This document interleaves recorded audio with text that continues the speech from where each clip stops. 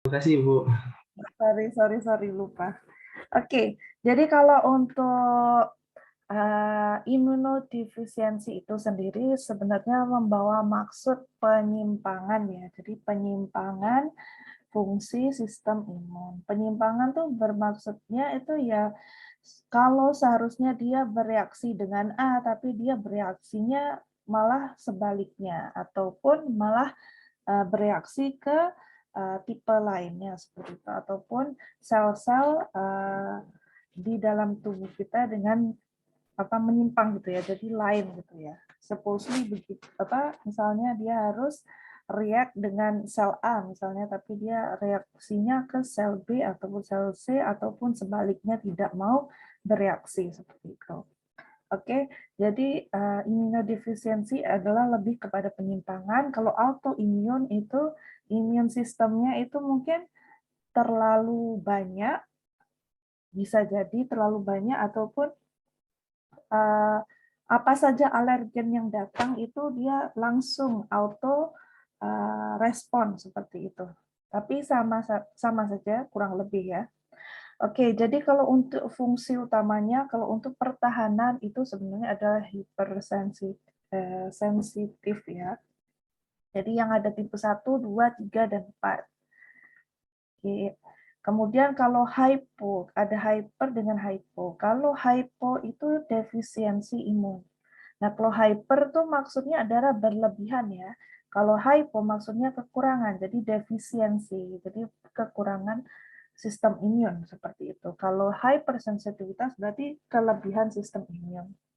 Nah, fungsi selain pertahanan ada juga homeostasis ya. Jadi dalam sistem imun itu mengontrol sistem alur cairan masuk dan keluar dari sel.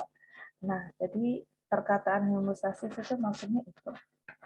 Nah, jadi proses untuk cairan masuk keluar sel dan sebagainya itu masuk ke dalam sistem autoimun.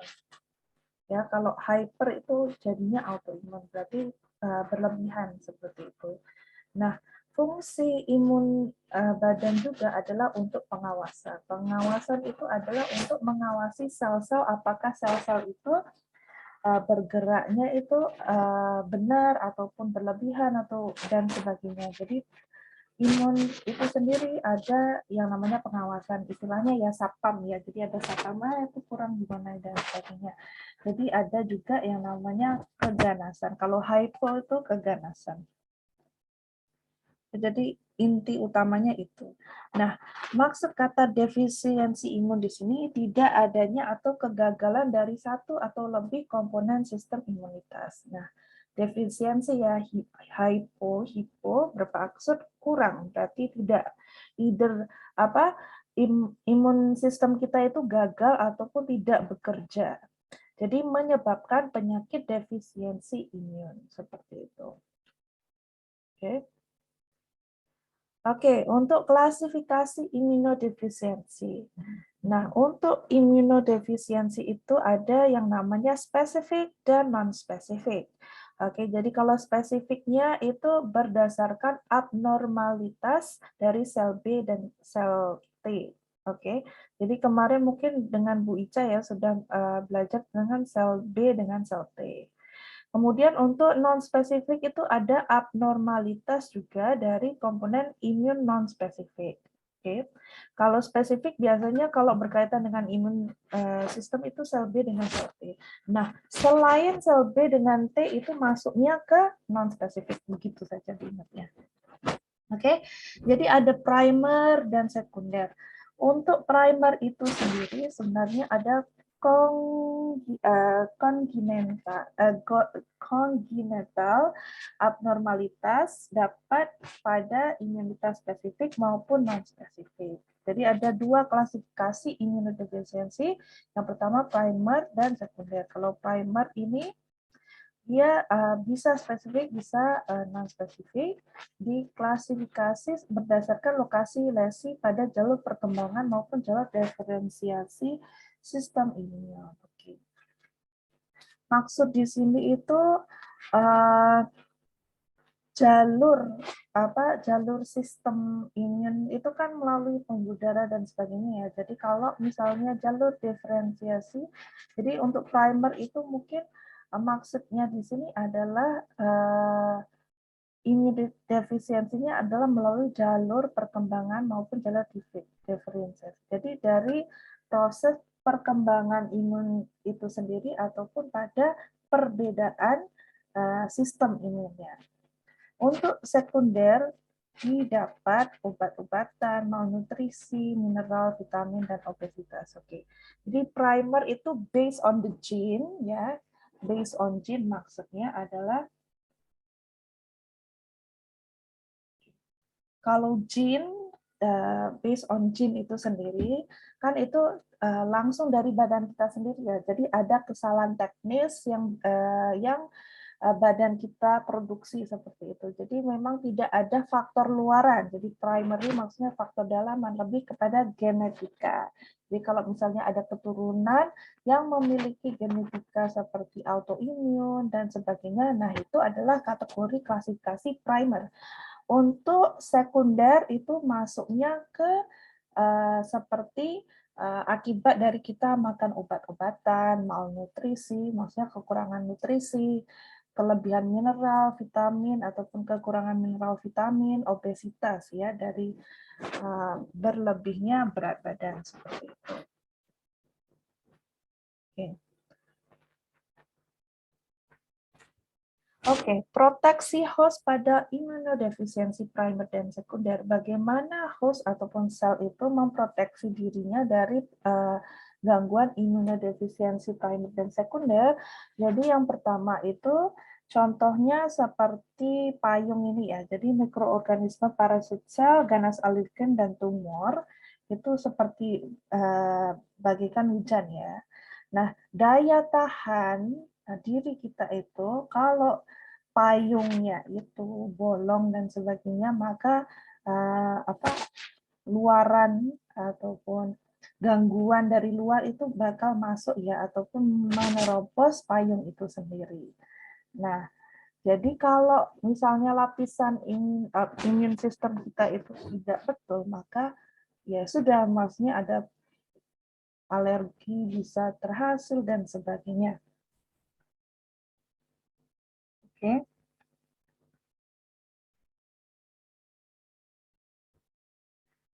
Oke, specific immunity, non-specific immunity. Contohnya seperti ini. Oke, jadi kalau di B-cell antibody, T-cell cellular immunity. Kalau B-cell itu infectious complication-nya itu maksudnya biasanya untuk B-cell itu efeknya adalah ke respiratory tract, GI tract, skin infection, sepsis, meningitis. Untuk T-cell, dia adalah lebih kepada viral infection, systemic gastroenteritis. Oke. Respiratory tract, GI tract itu maksudnya lebih kepada paru-paru ya, jadi kulit dan sebagainya. Kalau T-cell, viral infection, systemic gastroenteritis. Jadi lebih kepada sistemnya. Sistem infeksinya gastroenteritis melalui gastroenteritis. Oke. Kemudian common microorganismnya yang menyebabkan specific immunity atau imunodefisiensi adalah kalau untuk B-cell adalah pyogenic bakteria, jadi contohnya seperti Staphylococcus, Streptococcus, Haemophilus. Ini perlu diingat saja. Tapi kalau untuk intracellular organism, viruses, jadi lebih ke virus ya. Jadi ada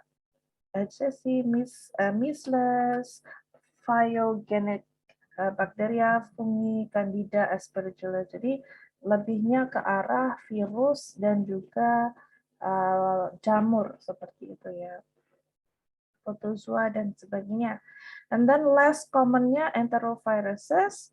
Ini juga sebenarnya masuk B-cell, ini ada yang virus juga. Jadi kalau kategorinya masuk adalah enteroviruses, ya. Jadi seperti polio, salmonella, mycoplasma, E. coli dan sebagainya.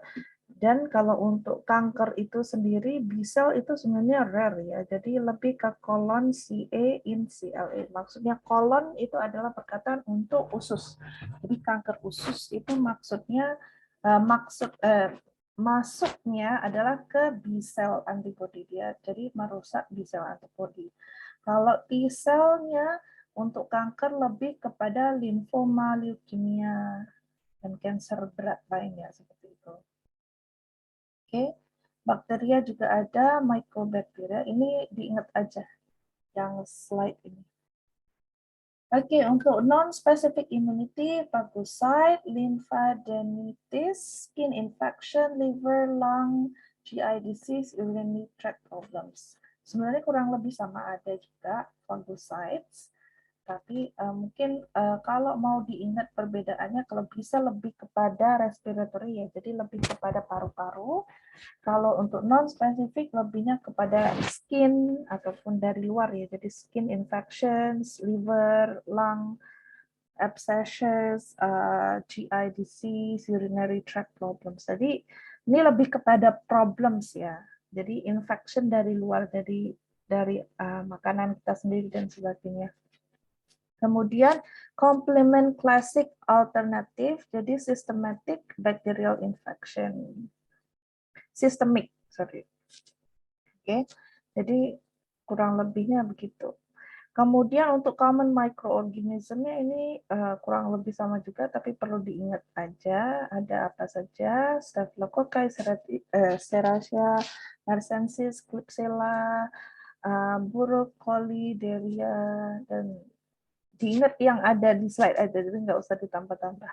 Oke, jadi phyogenic bakterianya untuk complement klasik alternatifnya adalah Streptococci, Haemophilus influenzae, Neisseria. Nah, untuk non-specific immunity biasanya dipengaruhi oleh Salmonella juga, ada Proteus, Nocardia, virus CMV, HSV.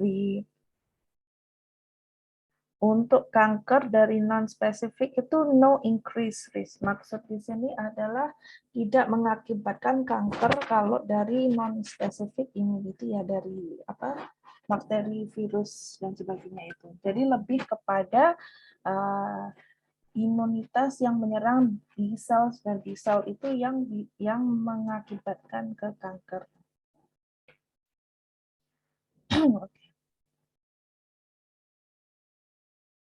Untuk mekanisme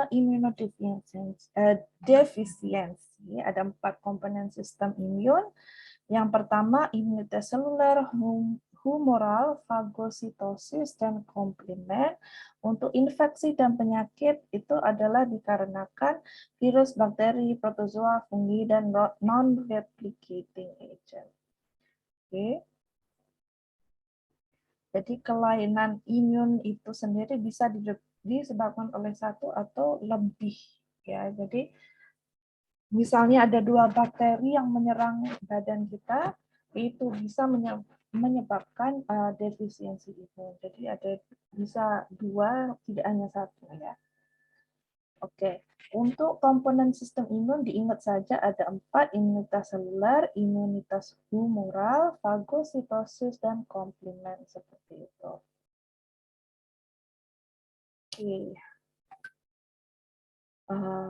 Oke.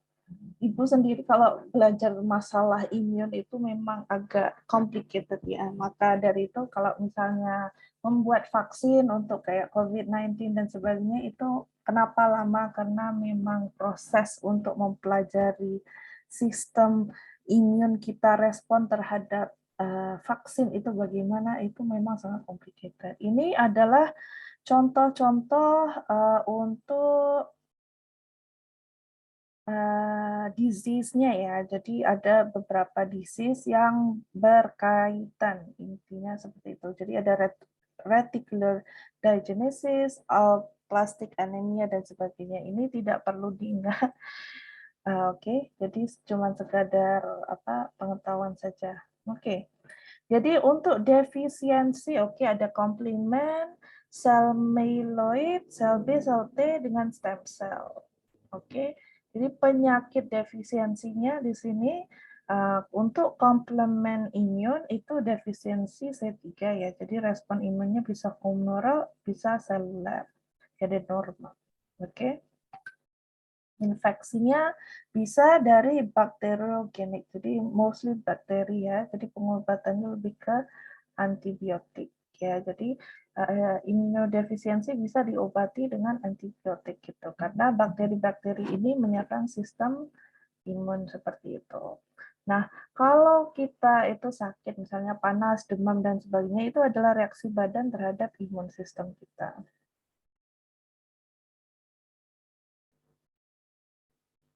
Untuk defisiensi imun primer, itu kan tadi sel B dengan sel T ya. Jadi contoh-contoh defisiensinya itu apa saja? Oke, jadi kalau untuk defisiensi sel B itu X-like gamma globulinemia. Pokoknya ini kira-kira diingat paling tidak 2 atau 3 aja ya. Oke, ini jadi ada X-like gamma. Ini tuh sebenarnya sejenis sel ataupun sejenis alergen seperti itu ya. Oke, kemudian ada IgA. Oke, IgA defisiensi. Actually IgA, Ig itu maksudnya immunoglobulin.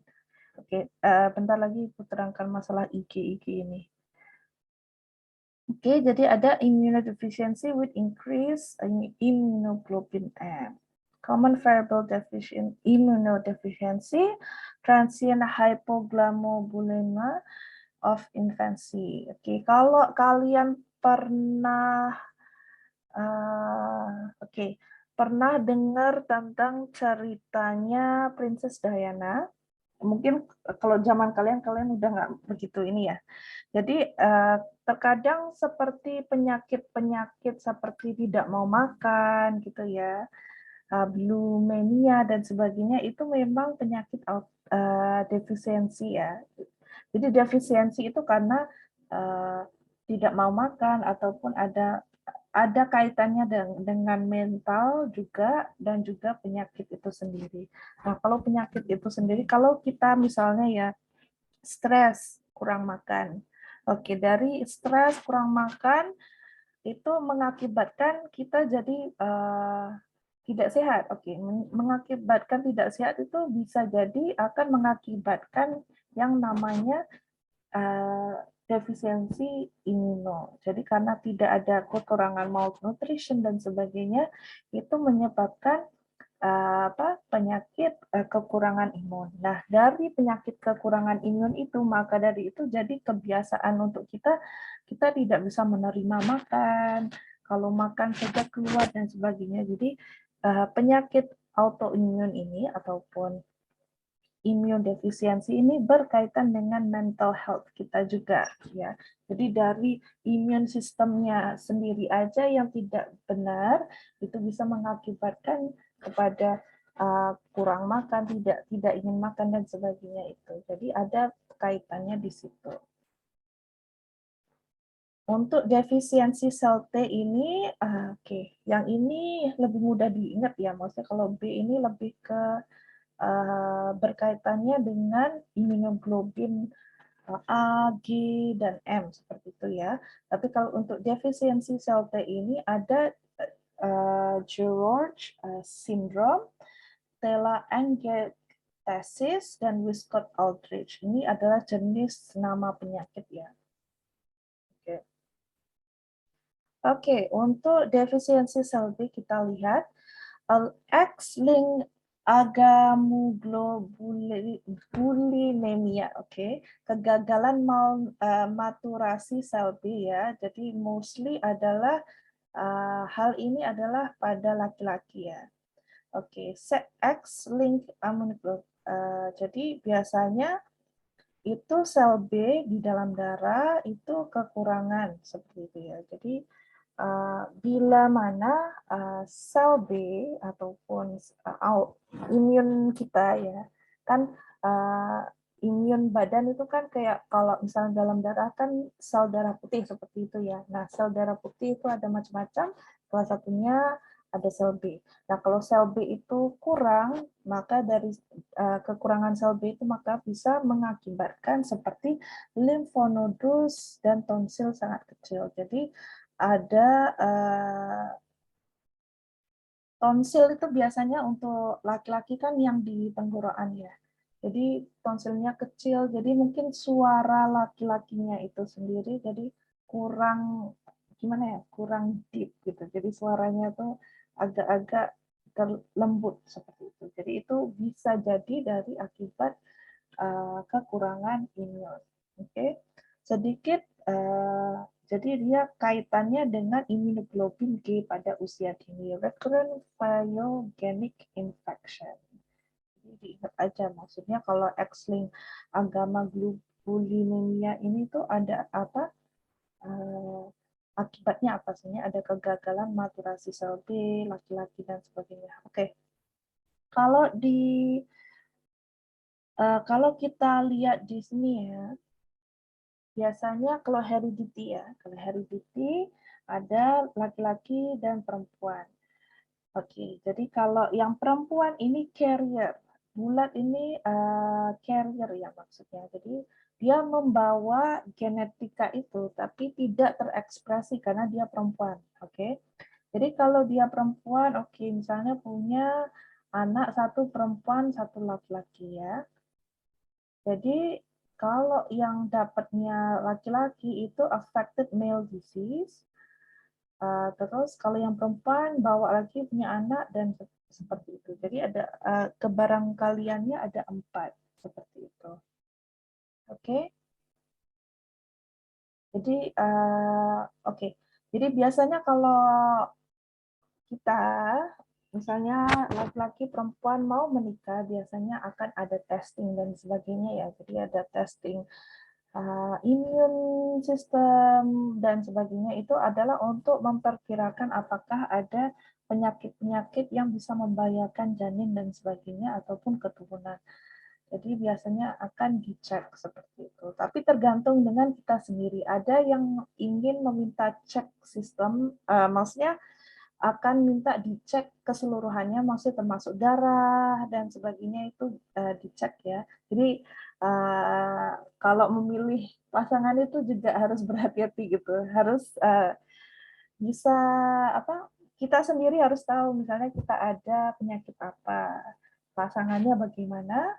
Nah itu apakah ada masalah di situ seperti itu. Ada yang karena ada problem apa gitu bisa membahayakan ketika perempuan itu hamil seperti itu ya. Jadi misalnya dia hamil tapi tidak bisa hamilnya dengan sempurna ataupun bayi janinnya itu akan sakit.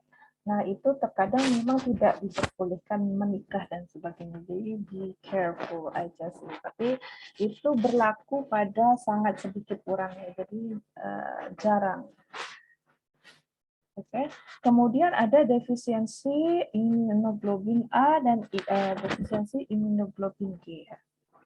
Jadi ini adalah imunodefisiensi pada sel B. Oke, jadi kegagalan pada diferensiasi akhir sel B. Oke. Kalau yang X ini kegagalan maturasi ya. Jadi pada saat pembuatan sel B-nya itu ada masalah. Kalau pada defisiensi immunoglobulin A dan immunoglobulin B ini pada diferensiasi akhir B, jadi mungkin pada percambahan ya. Oke, kemudian sering defisiensi immunoglobulin A, sorry.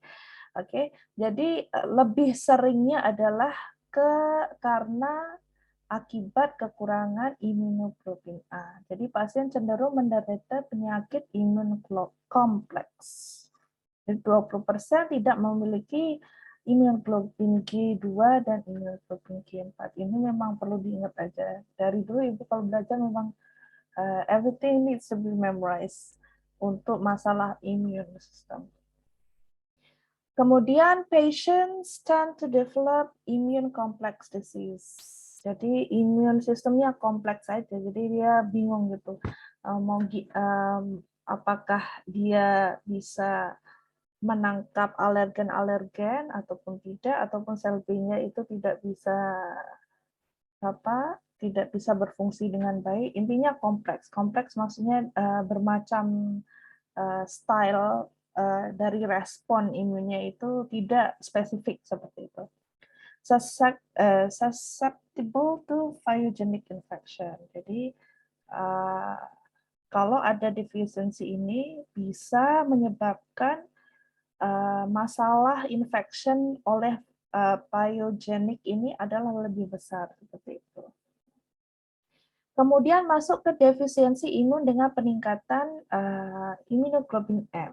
Jadi defisiensi imunnya ini adalah karena adanya penambahan ataupun kelebihan pada immunoglobulin M. Jadi karena high defisiensi ya, jadi H. Jadi istilah H itu karena high ya, immunoglobulin M. Pada pasien dengan defisiensi immunoglobulin A dan immunoglobulin G.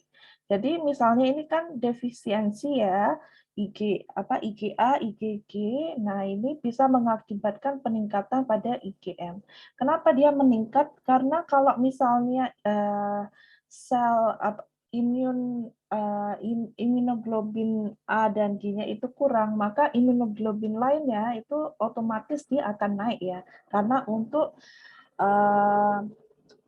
untuk membantu mana yang tidak bisa direspon oleh IgA dan IgG. Jadi dari satu defisiensi immunoglobulin itu sendiri akan berakibat pada penambahan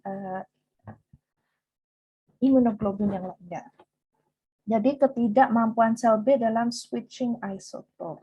Ini perlu diingat aja. Jadi karena ada penambahan atau peningkatan IgM ini, sel B tidak mampu untuk switching isotop seperti itu. Kemudian produksi IgM poliklonal lebih dari 200 mg per del. Jadi kalau produksinya ini lebih dari kadar 200 mg ini, itu masuk dalam kategori defisiensi imun peningkatan IgM. Jadi ada range-nya seperti itu. Susceptible to pyogenik infection, ya, pyogenik infection maksudnya infeksi dari luar. Jadi kalau misalnya ada bakteri, virus dan sebagainya, itu akan mudah terkena ya akibat dari kekurangan imun sistem kita. Jadi kalau misalnya imun sistemnya tidak kuat, maka dari bacterial infection, virus infection itu sangat mudah menyerang kita. Oke, common variable immunodeficiency, CVID singkatannya. Oke, jadi kalau common variable immunodeficiency itu gangguan pada sinyal sel T terhadap sel B. Jadi acquired gamma globulinemia pada dekade kedua dan 3 kehidupan, phyogenic infection, sel B normal tapi 80% tidak berfungsi. Intinya complicated sih yang namanya immunodeficiency ini. Jadi sel B-nya normal, tapi 80% tidak berfungsi. Jadi sinyal T terhadap sinyal B. Diingat saja ini poin-poinnya. Kemudian ada hipogamma globulinemia pada infan, keterlambatan sintesis IgG. Jadi supposedly dalam bayi itu sendiri bisa menghasilkan imun selnya itu sendiri ataupun imun globinnya itu sendiri, tapi karena lambat ataupun tidak bisa diproduksi secara cepat sebagaimana normalnya, jadinya bisa mengakibatkan penyakit hipogammaglobulinemia. Oke, tapi sel B-nya normal ya, kemungkinan gangguan sel pada sel B-nya. Oke, kalau kita lihat di sini, sel T biasanya gangguannya di IgG ya.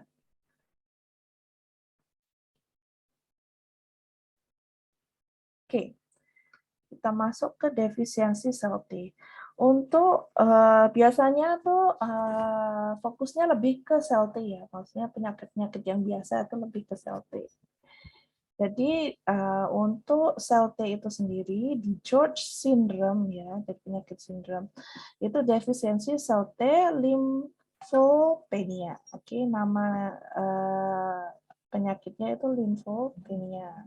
Sindromnya adalah George. Dikenal sebagai congenital thymic aplasia hypoplasia. Ini nama istilah sains tuh memang susah disebut ya. Oke, kegagalan perkembangan kantong paringeal 3 dan 4 pada minggu ke-6 sampai 10 kehamilan. Itu perlu diingat saja ya. Jadi diikuti kelainan jantung, kongenital, dan hipoparatiroid. Jadi sel B normal, fungsi terganggu. Sel B normal maksudnya adalah selnya oke, tapi fungsinya itu sel B itu tidak bisa berfungsi dengan secara normalnya. Maksudnya sel B-nya selnya itu baik, tapi waktu melakukan fungsi ataupun waktu melakukan interaksi dengan limfopenia ini ataupun yang berakibat limfopenia ini adalah ada kegangguan. Jadi infeksinya berulang seperti itu. Nah, ini biasanya contohnya itu kalau kalian lihat tuh kadang agak yang mulutnya tuh agak ketarik ke atas itu. Nah, itu biasanya karena ada George syndrome ini.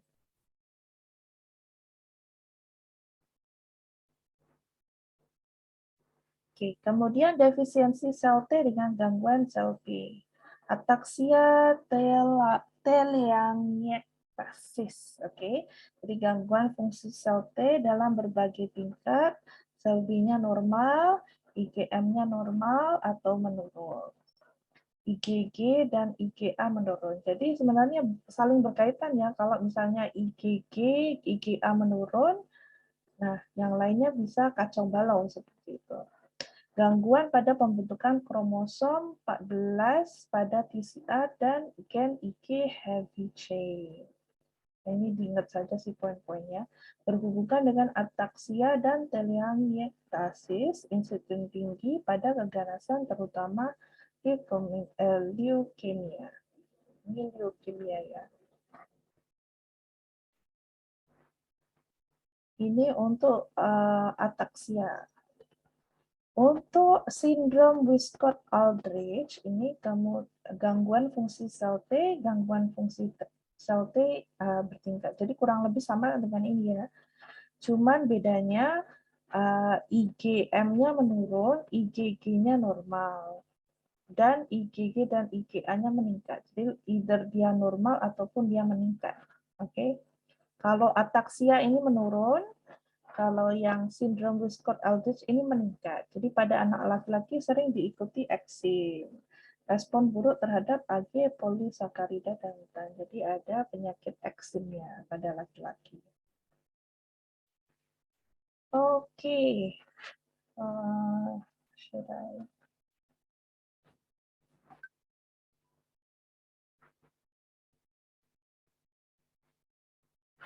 Oke, sebentar.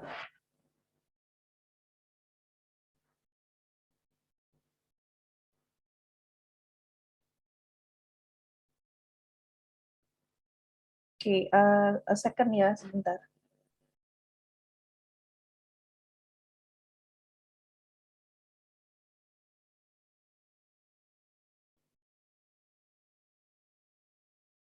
Oke.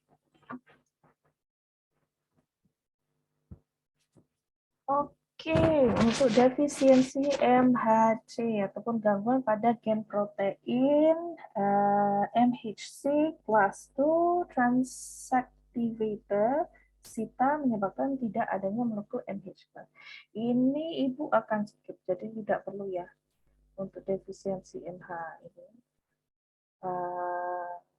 I will reconstruct another slide for you. Jadi yang ini tidak perlu. Defisiensi sel fagosit, gangguan jumlah dan fungsi sel fagosit, infeksi, cyclic neutropenia.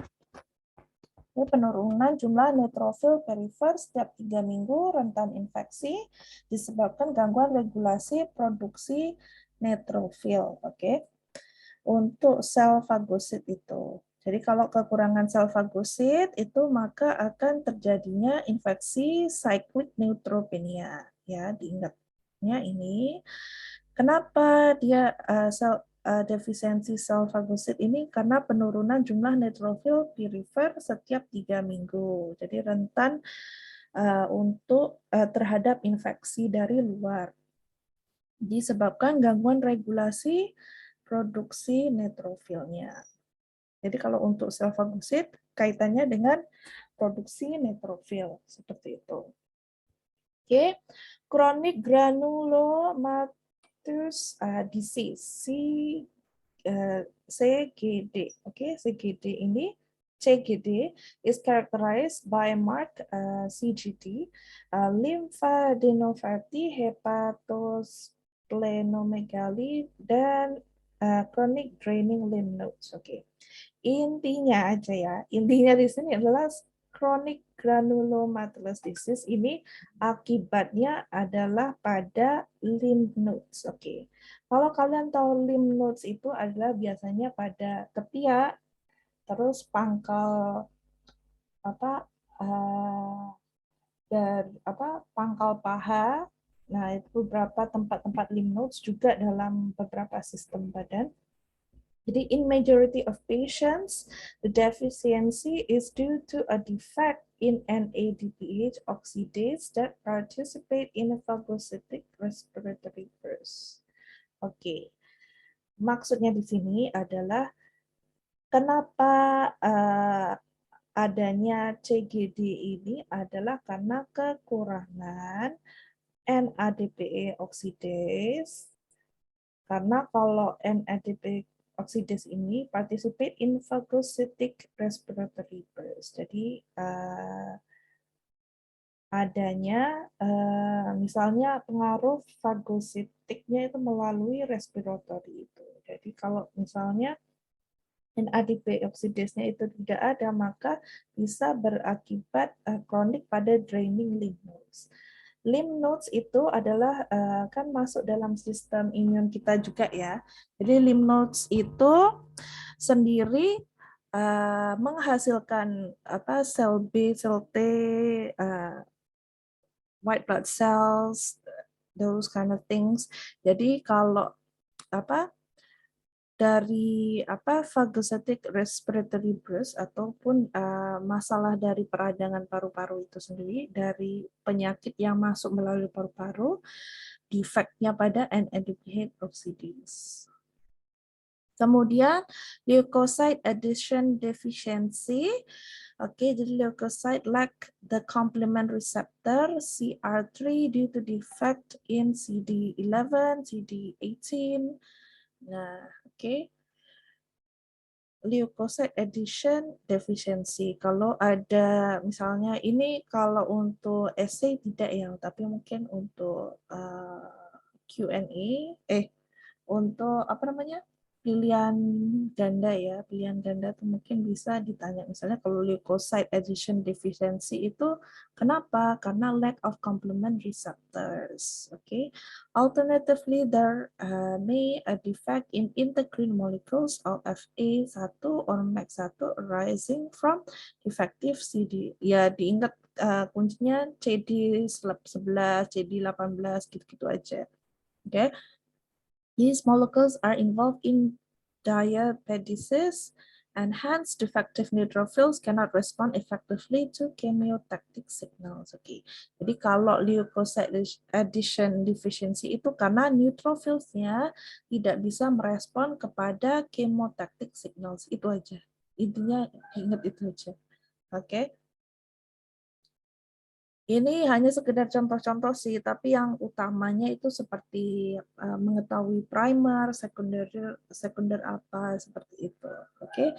Untuk Celiac Higashi syndrome, jadi this syndrome is marked by reduced lower rate, intracellular killing, and chemotactic movement accompanied by inability of phagosome and lysosome fusion and proteinase deficiency. Jadi ini ingatnya celiac Higashi syndrome itu respiratory burst itu tidak ada masalah associated with NK cell defect. Jadi ingatnya NK cell defect, platelet dan neurological disorders. Jadi diingatnya yang itu aja. Oke. Oh, sebenarnya banyak sih sebenarnya. But then, okay, I'll skip that one.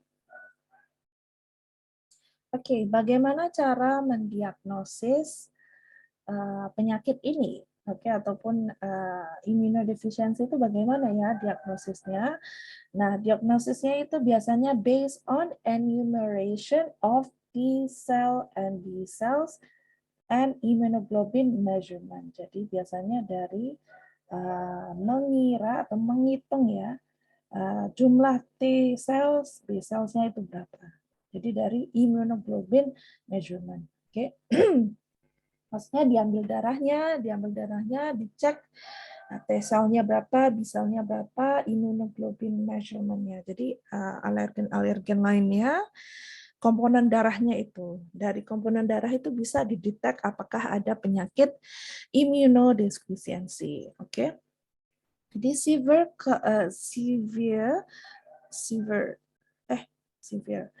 combined immunodeficiency can be treated with bone marrow transplant. Oke. Jadi kalau diagnosisnya dari darah, bagaimana bisa treat untuk immunodeficiency ini? Bisa di-treat dengan cara transplantasi bone marrow seperti itu. Karena bone marrow adalah gugusan utama, maksudnya fungsi utamanya adalah menghasilkan immune system, menghasilkan white blood cell. Oke. Kalau lymph nodes tadi adalah lebih kepada storing-nya. Jadi ada sistem limfanya untuk bagian cairannya. Kemudian secondary immunodeficiency. Tadi kan yang primary ya. Jadi primary itu contohnya apa aja? Biasanya gitu aja. Misalnya ada beberapa jenis penyakit. Oke. Oke. Kemudian kita masuk ke defisiensi secondary. Oke. Ini tadi ringkasan immune primer itu apa aja? Ada defisiensi sel B, sel T, kombinasi disfungsi fagosit seperti itu ya. Jadi kombinasi ini adalah contoh-contoh defisiensi immune primernya.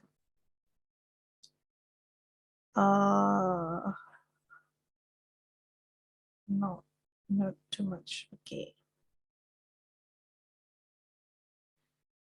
Tadi secondary, never mind. Oke, ini masih di primer ya sebenarnya. Oke, jadi kalau primer severe combined immunodeficiency disease. Oke, jadi kalau adanya kombinasi immune deficiency. Kalau tadi itu misalnya kalau salah satu ya. Nah, kalau ini adalah masuk kepada kombinasi.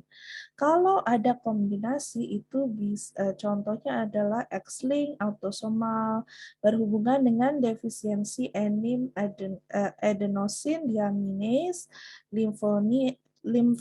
limfopenia, imunitas seluler dan humoral negatif, gejala mulai usia 6 bulan, karena IgG dari ibu maksudnya adalah karena itu tadi kalau misalnya mempunyai carrier tapi masuk ke janin ya, jadi gennya, genetikanya itu diherited ataupun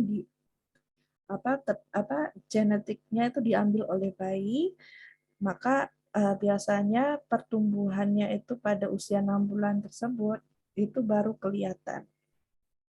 Rentan terhadap infeksi, gejala awal kandidiasis oral, infeksi berulang dan sebagainya. Nah, gangguan pada pertumbuhan. Pokoknya intinya tuh severe combine. Jadi semua jenis-jenis itu tuh kayaknya ada semua gitu ya. Jadi bisa mengakibatkan sangat severe. Jadi makanya itu kalau kalian pernah lihat movie-movie yang misalnya manusia dalam bubble dan sebagainya itu karena mereka tidak bisa menghirup bakteri ataupun patogen yang tidak steril itu, maksudnya dari luaran itu sama sekali ya, karena bisa mengakibatkan buruk pada badan. Ini makanya harus berada di dalam bubble ataupun di dalam ruangan yang sangat steril seperti itu. Tapi biasanya memang tidak ada yang bertahan lama sih, biasanya cuma berapa tahun ataupun kadang nggak, malah gimana ya, malah cuma setahun seperti itu, biasanya tidak bertahan. Kalau di luar negeri itu ada not in the apa istilahnya, not in the Islamic countries ya, kayak US maybe. Jadi biasanya kalau ada deteksi penyakit-penyakit autoimun dan sebagainya itu mungkin bisa kalau di luar negeri itu bisa digugurkan ya bayinya. Jadi not for us ya, karena kita memegang teguh pada agama Islam, kita tidak boleh mematikan bayi seperti itu ya. Jadi biarlah dia hidup dengan semaksimalnya. Tapi kalau di luar negeri itu kadang bisa, kalau misalnya mendeteksi ya dari orang tua dan sebagainya itu memiliki penyakit seperti itu, biasanya digugurkan bayinya. Oke. Nah, bubble. Karena dia tidak bisa sama sekali menghirup udara ya dengan bakteri dan sebagainya. Jadi harus sterile seperti itu. Granulomatosa kronik. Oke, ini adalah nama disease juga. Jadi defect-nya adalah karena sel fagosit, jadi defect karena mekanisme imun non-spesifik ya. Jadi kategorinya masuk ke non-spesifik. Gangguan kromosom X, mutasi gen sitokrom oksidase, seperti itu. Kemudian infeksinya adalah akut atau kronik ya, dengan penyebab yang tidak biasa. Jadi biasanya virulensinya rendah pada usia di bawah 2 tahun. Limfadenopati, hepatosplenomegali. Jadi kira-kira begitulah. Ini jadi hanya nama-nama penyakit seperti itu ya. Ini tadi sama ya, jadi Higashi sindrom, defisiensi dehidrogenase. Ini perlu diingat saja sebenarnya ya. Paling tidak diingat ininya sih. Apa nama penyakitnya? Ada granulomatosa kronik, defisiensi apa, celiac Higashi sindrom. Kalau Ibu kasih apa tipsnya yang sindrom-sindrom itu yang perlu diingat utama ya. Oke. Nah, ini lebih jelas lagi ya. Lebih clear ya.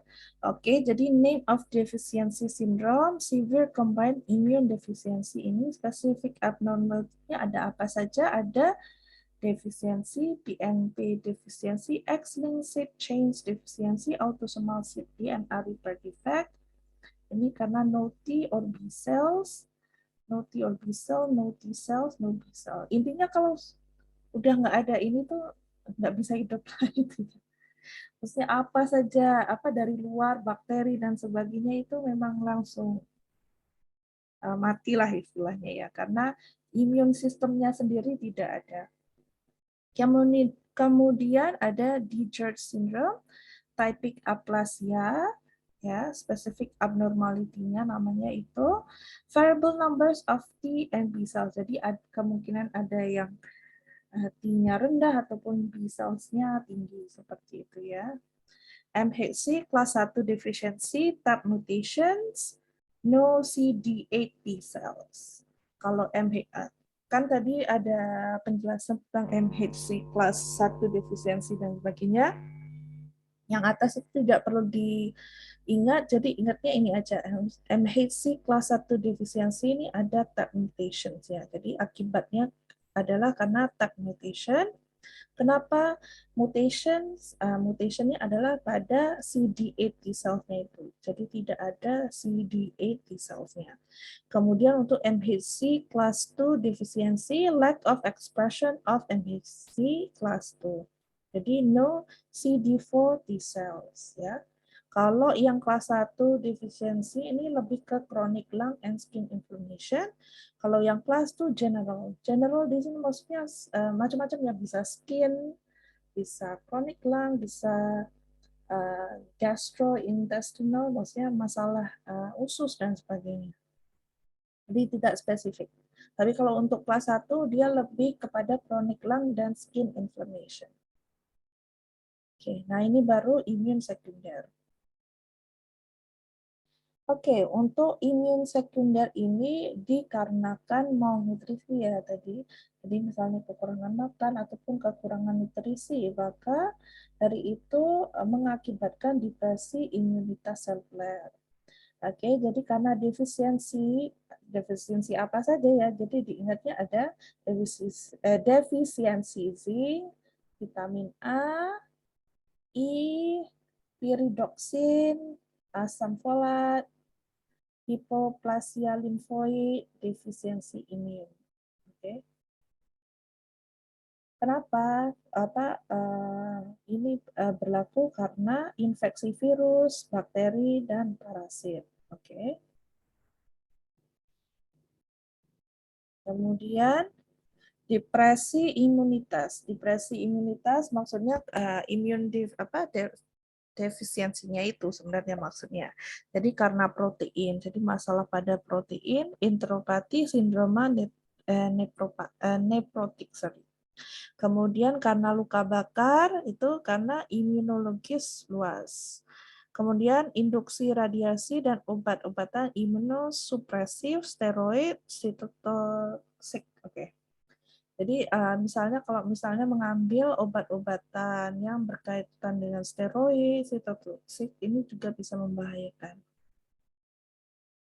Operasi dengan anestesi umum, depresi fungsi imun transien, splenektomi, depresi sistem imun. Ini maksudnya adalah kalau misalnya menjalani operasi anestesi umum itu, maka bisa kalau misalnya memiliki defisiensi imun, maka terjadi depresi fungsi imun transien, splenektomi namanya.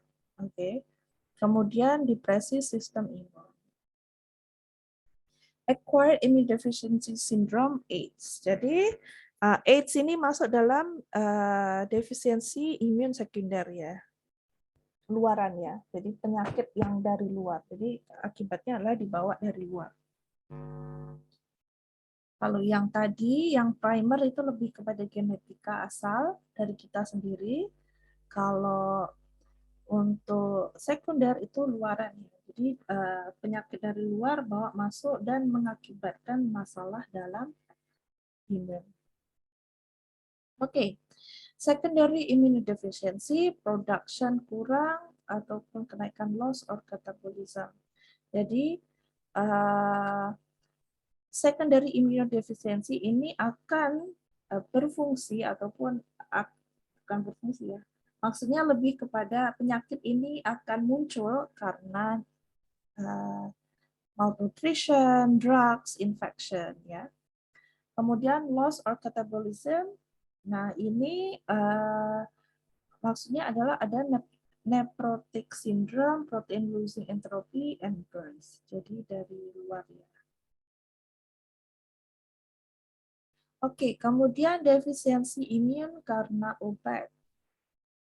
Oke, kalau diakibatkan oleh obat, ada contohnya corticosteroids, ada methotrexate, cyclosporin. Oke, I don't know why these scientists give a very hard name for this disease, tapi intinya adalah biasanya dari bahasa Yunani, dari Greek ya. Jadi biasanya kita kasih namanya. Ini dibaca saja. Kemudian go for AIDS. Oke, AIDS disebabkan oleh virus ya. Jadi virus yang tertular ya, ditular. Menularnya adalah dari darah ya. Kemudian gejala imunosupresi. Ya, jadi mengakibatkan gejala imunosupresi, maksudnya immunosuppress. Suppress means suppressing ya, jadi menahan ataupun tidak memberikan akses imun itu untuk berkembang ataupun melakukan tugasnya. Jadi suppressing, jadi mengurangi ya, maksudnya adalah itu. Kemudian jumlah limfosit T, TH, CD4. Jadi mengurangi ya, jadi mengurangi jumlah limfositnya. Respon limfosit T, the nitrogen and cell allogeniknya itu juga berkurang, aktivitas sel NK-nya berkurang maksudnya di situ. Oke, sindroma sehubungan dengan defisiensi limfosit T. Jadi kalau AIDS itu berakibatnya pada limfosit T ya, diingatnya pada defisiensi limfosit T. AIDS, defisiensi limfosit T. Jadi infeksi oportunistik, infeksi kronis, insiden neoplastik ini tidak perlu diingat ya, yang ini sekadar ada aja. Jadi defisit limfosit T. Karena banyak materi imunologi itu kan dari kedokteran ya, jadi memang agak spesifik. But as biotechnologist tidak perlu into so much detail. Sekedar mengetahui penyakit-penyakitnya dan prosesnya saja. Kemudian virus pada cairan tubuh, darah, semen, ASI. Oke, jadi untuk AIDS sendiri bisa terserang virusnya itu adalah pada ini ya, pada darah, semen, dan ASI. Oke, penularannya. Jadi kalau misalnya ibu hamil mempunyai AIDS, dia tidak bisa mengasikan bayinya, tapi kemungkinan besar bayinya sudah tertular karena misalnya di dalam darahnya sendiri kan, maksudnya darahnya itu terbawa ke janin seperti itu. Penularan horizontal dan vertikal, risiko tinggi biasanya adalah pada keadaan bila melakukan yang namanya seks bebas ya, jadi berhati-hati. Oke, tapi kalau untuk orang Islam supposedly no ya. Jadi biasanya lebih kepada narkoba ya, jadi bisa jadi pengguna narkoba.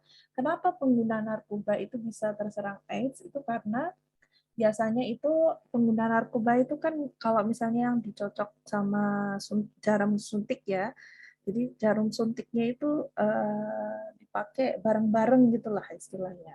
Nah, dari biasanya itu akibatnya karena jarum suntiknya itu tidak steril dan sudah terkontaminasi ataupun ada kontak dengan orang yang memiliki AIDS seperti itu. Ya intinya kalau orang yang ngambil narkoba dan sebagainya kan melakukan seks bebas dan sebagainya, jadi dari situlah bisa terjangkit dengan AIDS. Ada juga sebelum ini sebenarnya ada pernah cerita di Jogja juga. Jadi mungkin ada yang jahat gitu ya. Jadi implan ataupun menaruh jarum suntikan ini di tempat-tempat umum seperti itu. Jadi sebelum duduk dan sebagainya pastikan tempat duduk itu tidak ada jarum seperti itu ya. Jadi ya be careful. Oke. Okay? Kemudian progresivitas AIDS. Oke, progresivitas AIDS itu bagaimana? Jadi dari linfeksi, viremia, respon imun terhadap HIV. Jadi HIV itu virusnya ya, AIDS itu adalah penyakitnya. Maksudnya nama penyakit imunnya seperti itu. Jadi HIV ya adalah virusnya, AIDS itu adalah akibat dari virus HIV tersebut. Ya, jadi kalau memiliki HIV itu menular maka bisa terjadi AIDS. Oke. Kalau di sini, oke kita lihat ini fokus utama untuk autoimun dan sebagainya itu lebih ke AIDS ya. Jadi kalau kalian mau belajar lebihnya ke belajar tambahan itu ke AIDS-nya. Oke, jadi primary infection of cells in blood, mucosa. Oke, jadi dari darah itu ya transport to lymph node spleen. Jadi setelah infeksi itu masuk ke dalam, maksudnya virus itu sendiri masuk ke dalam darah, mucosa, kemudian infection established in lymphoid tissues, lymph node. Oke, jadi infeksinya itu dari CD4 T cells-nya itu dibawa masuk kepada lymph node-nya. Nah, dari lymph node itu barulah berkembang. Jadi acute HIV syndrome spread of infection throughout the body. Jadi dari lymph nodes itu akan di-spread ke seluruhan tubuh ya. Nah, itu prosesnya dinamakan viremia. Oke, kemudian immune response-nya itu anti-HIV antibodies, HIV specific CTLS, partial control of viral replication. Jadi badan kita akan merespon terhadap virus HIV tersebut ya melalui antibodi kita. Dan namanya anti-HIV antibodies ataupun HIV specific CTLS ya. Kemudian ada clinical latency, establishment of chronic infection virus trapped in lymphoid tissues by follicular dendritic cells, low level virus production. Jadi badan kita merespon dengan menahan virus-virus yang berkembang itu pada lymph nodes ya, jadi pada lymphoid cells-nya. Pada lymphoid cells by follicular dendritic cell. Jadi oleh dendritic cells-nya itu ditahan low level virus production. Jadi virus itu jadi tidak berkembang dengan cepat. Maka dari itu biasanya kalau orang yang kena HIV itu tidak langsung ini apa namanya? Penyebaran virusnya itu agak terhambat itu karena biasanya sistem imun kita sendiri sudah ada sistem penghambatan ya supaya produksi virusnya itu pada tahap low level seperti itu. Jadi other microbial infection cytokinase. Nah, kalau adanya infeksi lain maka dari itu bisa mengakibatkan lebih fatal ya, increase viral replication. Jadi kalau ada um, microbial infection, cytokinase. Nah, itu dari situ bisa mengakibatkan HIV itu berkembang dengan lebih besar. Tapi bagaimanapun juga sekarang ini sudah banyak HIV antibiotics ya, maksudnya ada obatnya, cuma tidak bisa menghapuskan, hanya bisa mensupres ataupun mengurangi kadar perkembangan HIV itu sendiri ya. Jadi tetap ada di dalam badan tapi tidak terekspresi lebih banyak ataupun tidak bisa berkembang biak sampai mematikan. Jadi maka dari itu biasanya akan ambil monthly injection dan sebagainya itu. Kemudian destruction of lymphoid tissues, depletion of CD4 plus T cells. Nah, kalau adanya increased viral replication, maka akan berakibat pada lymphoid tissue dan depletion of CD4 plus T cells. Nah, dari depletion ataupun destruction itu bisa mengakibatkan seperti leukemia dan sebagainya. Jadi ada kaitannya di situ. Oke. Ada lagi buatkan share sebentar.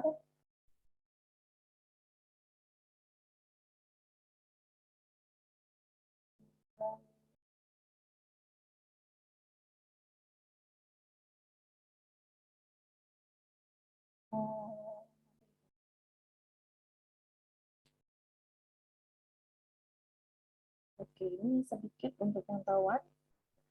Jadi penyakit alergi itu kan masuk kepada autoimun juga ya. Jadi ada hypersensitivitas itu kan alergi ya. Jadi lebihnya ke hypersensitivitas ya dari alergi. Jadi kumpulan alergi gejala yang ditimbulkan oleh bahan makanan. Jadi biasanya dasar reaksi imunologi ini adalah reaksi tipe 1. Jadi dari hypersensitivitas itu, tipe 1, 2, 3 itu biasanya mengakibatkan alergi makanan. Jadi food hypersensitivity, reaksi terhadap makanan dengan dasar reaksi tipe 2, 3, dan 4. Food intolerance itu English-nya ya, jadi lebih kepada reaksi terhadap makanan dengan dasar reaksi non-imunologi. Jadi biasanya mengganggu pada toksik, metabolik, idiosinkrasi. Oke, untuk alergi makanan, untuk biasanya berakibat pada ataupun menyerang fungsi protein, glikoprotein, polipeptida, tahan panas, tahan proteolik. Ini nama patofisiologinya, alergi makanannya. Oke. Jadi, kalau kalian pernah dengar yang namanya kandungan dalam susu ya, cow's milk itu biasanya ada intolerance ya, lactose intolerance itu juga termasuk dalam sifat ataupun dalam hypersensitivitas untuk yang namanya alergi makanan ya. Jadi pada antigen spesifik B cells ini masuk ya cow's milk protein. Jadi proteinnya itu yang namanya lactose intolerance ya. Jadi dari situ misalnya dia menempel pada spesifik B cell ya. Jadi activation, antigen processing and presentation, generation of memory. Nah, dari generation of memory itu B cell ya menghasilkan B cell lainnya. Cow's milk epitope activated CD4+ Th2 cells-nya itu dari kan yang tadi kan dibawa kan, terus dihasilkan di sel B, kemudian dikeluarkan menjadi IL ya singkatannya. Differentiation, affination, maturation. Jadi dari situ dia menghasilkan maturasi. Nah, antibody secreting plasma cell. Jadi ada antibody yang dihasilkan IgE ya, immunoglobulin E. Nah, ini perlu diingat ya, ada NHC class 2, T cell receptor, B cell immunoglobulin antigen ya. Kurang lebih seperti itu. Oke, basophil mast cell. Jadi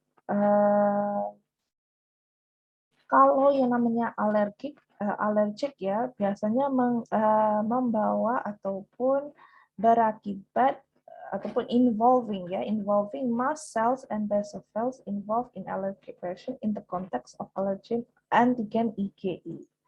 Yang tadi itu, jadi kalau misalnya alergik makanan itu maka akan menghasilkan antibody secreting plasma cell IgE ya. Alergi makanan dia berakibatnya menghasilkan immunoglobulin E. Oke. Reaksinya contoh reaksi tipe cepat ataupun reaksi tipe lambat, rapid onset reaction, delayed onset reaction. Target organ mengenai satu atau lebih organ tertentu. Contoh paru, kulit, kardiovaskular. Nah, contohnya kalau paru, asma bronkial, kulit, urtikaria, dermatitis atopik, kardiovaskular, renjatan anafilaksi. Oke. Kalau kalian sering lihat orang-orang yang ada reaksi kepada alergi ya, contohnya kayak kacang seperti itu kan, kadang keluar merah-merah pada kulitnya, terus sesak nafas ya, terus ada kayak kekejangan dan sebagainya. Ini adalah gabungan dari reaksinya ya, reaksi pada organnya itu akibat dari makan makanan tadi, tapi itu masuk dalam kategori reaksi tipe cepat ya. Jadi ada asma bronkial, ada urtikaria, dermatitis atopik, renjatan anafilaktik. Ini sekedar tahu saja. Oke, terus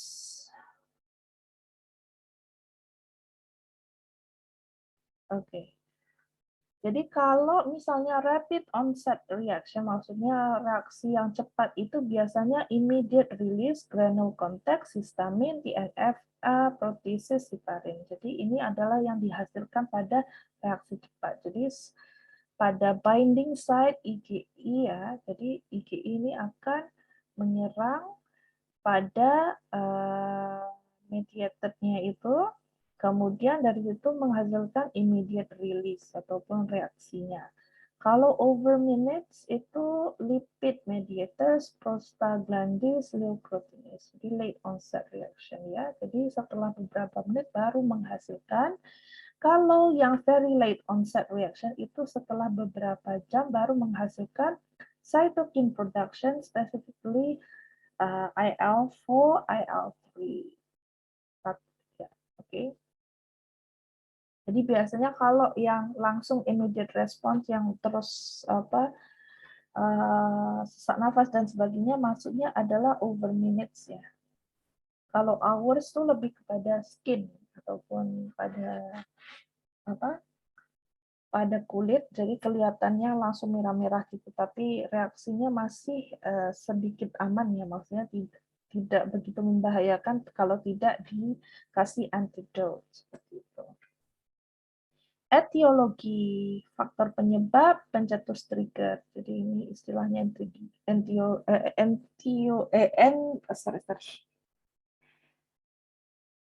etiologi, oke. Etiologi, faktor penyebabnya adalah genetik atopi, hematoresis usus, paparan exposure.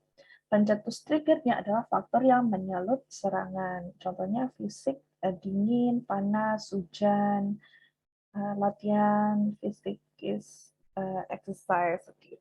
Ini trigger lain, jadi faktor luar. Kadang ada yang memiliki contoh misalnya dia alergi terhadap suhu udara yang misalnya kalau dingin itu terus merah-merah dan sebagainya, itu adalah salah pencetus trigger luaran ya.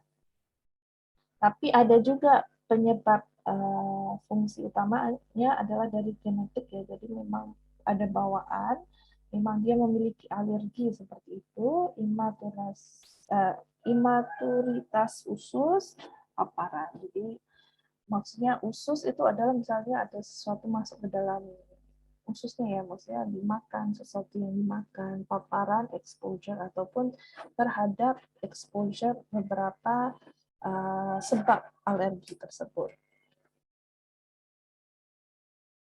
Oke, gambaran klinis tergantung target organnya ya. Contohnya, kalau alergi itu misalnya menyerang saluran cerna, jadi saluran cerna, gatal pada bibir, sembab tenggorokan, mual, muntah, nyeri perut, kembung, mensret, pendarahan usus. Jadi ini adalah akibat dari dari alerginya. Saluran nafas biasanya mengakibatkan rinitis, asma, batuk kronis ya. Kemudian kalau kulit itu urtikaria, sembab kunci, dermatitis, atopika, kardiovaskular itu anafilaksis seperti itu. Jadi ini contoh-contohnya bisa dibaca ya. Jadi ada target organ, skin, gastro, respiratory ya. Akibat dari IgE mediated disorder. Oke. Unusual clinical manifestation.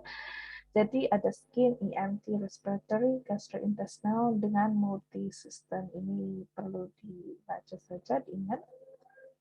Kalau checking biasanya kalau mau mengetahui apakah dia ada alergi dan sebagainya, biasanya dari scratch test, prick test, intradermal test ya. Ataupun kalau mau lebih spesifik lagi, apa karena mungkin nggak begitu tahu ya alerginya itu sebenarnya apa, jadi bisa dicek dari immunoglobulin I-nya. Kemudian dari basophil histamin release-nya, Kutzner test, jadi uji transport pasif, ya. Diagnosis,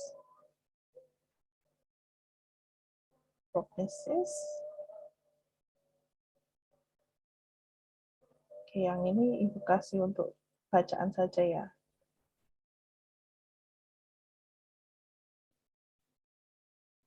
Yang ini sebenarnya tidak beberapa penting ya, maksudnya yang ini cuman untuk pengetahuan saja. Nanti Ibu akan, I will compile everything in one slide untuk hypersensitivitas. Dengan itu nanti Ibu akan potong-potong mana yang penting saja untuk kalian baca ya.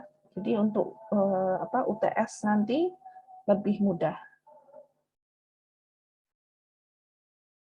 Oke, itu saja. Oke, itu saja untuk hari ini.